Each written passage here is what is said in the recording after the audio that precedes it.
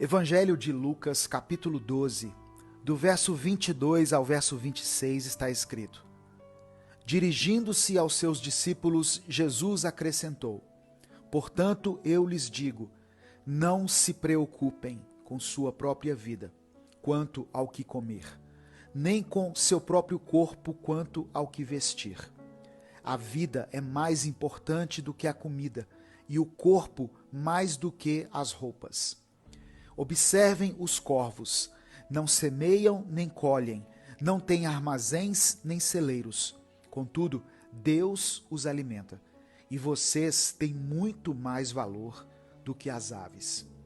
Quem de vocês, por mais que se preocupe, pode acrescentar uma hora que seja à sua vida? Visto que vocês não podem sequer fazer uma coisa tão pequena, por que se preocupar com o restante? Quando Jesus deu esse conselho para aquelas pessoas que estavam o ouvindo, a época e o contexto eram diferentes. Não havia internet, não havia excesso de compromissos e de informação, não havia pandemias, recessão econômica, e ainda assim Jesus teve que dizer para o povo não se preocupar com as coisas da vida. Se Jesus falou isso para as pessoas daquela época, o que então ele dirá para nós hoje? Analise a sua vida. Cada um de nós possui várias razões para nos preocuparmos, até mesmo com as coisas básicas da vida. Existem muitos motivos para nos gerar preocupação, tanto a nível individual como coletivo. A preocupação geralmente está ligada à satisfação de uma necessidade. E segundo o que Jesus diz, o erro não está em ter uma necessidade satisfeita, mas sim em correr atrás disso. Porque isso nos leva muitas vezes a querer controlar as situações e o curso dos acontecimentos, o que não é saudável para nós. O Pai Eterno conhece todas as nossas necessidades, das mais simples às mais complexas, e por isso Ele vai supri-las no tempo certo, assim como Ele alimenta e cuida fielmente de seres que sequer são humanos, como os pássaros ou os lírios do campo. Jesus disse que os pagãos correm atrás das coisas da vida, não porque eles sejam inferiores às outras pessoas, mas porque eles não confiam em Deus, pelo fato de não o verem e de o reconhecerem como Pai. O sentimento de orfandade acaba produzindo uma independência que não é saudável, que por sua vez pode desencadear outros problemas. Quantas pessoas não tomam iniciativas por causa do medo, da insegurança ou da ansiedade?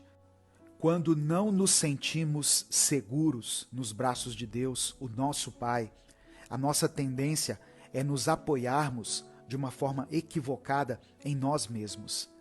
E essa atitude pode nos levar à decepção, porque por mais que a gente tente, nós não temos o controle das coisas.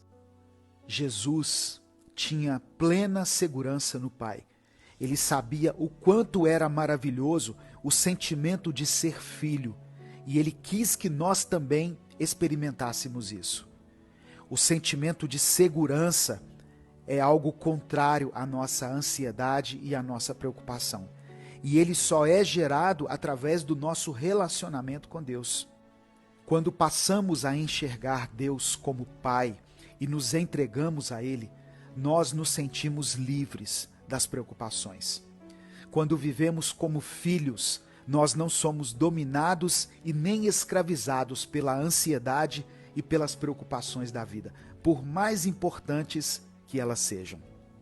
Para nós entendermos isso, basta vermos o exemplo das crianças. Elas são inocentes e despreocupadas. As crianças não estão preocupadas com o dia de amanhã, em como elas irão pagar as contas, como haverá comida na sua casa. Elas simplesmente depositam a confiança e a esperança no pai ou na mãe. Você não vê uma criança dizendo o tempo todo a seus pais que eles precisam comprar alimento para elas ou roupas para ela usar. Talvez essa é uma das razões pelas quais Jesus disse que nós deveríamos ser como as crianças.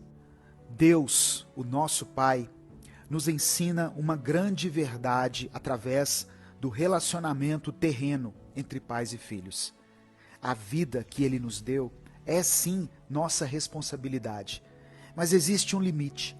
Quando passamos do limite e começamos a priorizar e a nos preocupar demais com as coisas, estamos nos comportando de uma forma errada. Isso é, agindo como pessoas que não são filhos de Deus. Eu quero convidar você para entregar a sua vida a Deus nesse momento e depositar toda a sua confiança, toda a sua esperança nele, independente dos problemas que você tiver que enfrentar nessa semana. Lembre-se que Deus é o seu Pai.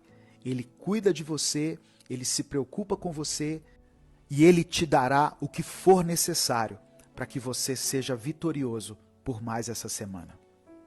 Eu quero orar por você. Senhor, meu Deus e Pai, reconhecemos que somos teus filhos e pedimos que o Senhor conduza a nossa vida da maneira como o Senhor quiser. Seja feita a tua vontade, Pai. Sabemos que a tua vontade é boa, perfeita e agradável. Entregamos ao Senhor a nossa vida, os nossos dias, os nossos problemas, a semana que se inicia. Reconhecemos a nossa fragilidade e a nossa limitação, mas declaramos que a nossa força vem do Senhor. Podemos tudo no Senhor que nos fortalece. Por isso nós oramos e te agradecemos em nome de Jesus. Amém. Compartilhe essa mensagem, ela pode transformar a vida de alguém. Deus te abençoe. Eu sou o pastor Edivaldo Oliveira. Esse foi mais um Minuto com Deus.